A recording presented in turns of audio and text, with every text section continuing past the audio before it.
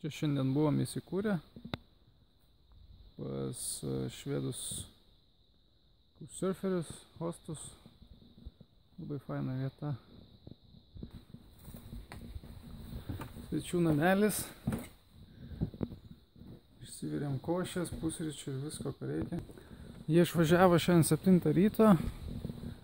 Tai vakare atsisveikinom. Labai šauni buvo viešnagė. Didžiulis galastuvas. Va ten yra upelis dar. Iš akmenų pastatytas staliukas ir kėdutės.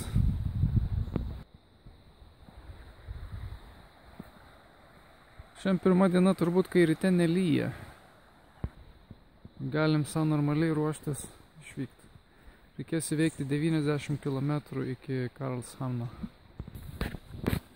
Ten mūsų laukia Suzana, kuri priims ir apsistosim. Vėlgi, nereikės naudoti plotmės. Gerai buvo miegoti? Liuksą rodo. Biškį pasidžiavinom drabužius. Va, o čia jie turi tokį mažą sodelį ir šiltnamiuką. Gina kukurūzus ir svogūnus ir kelias daržoves.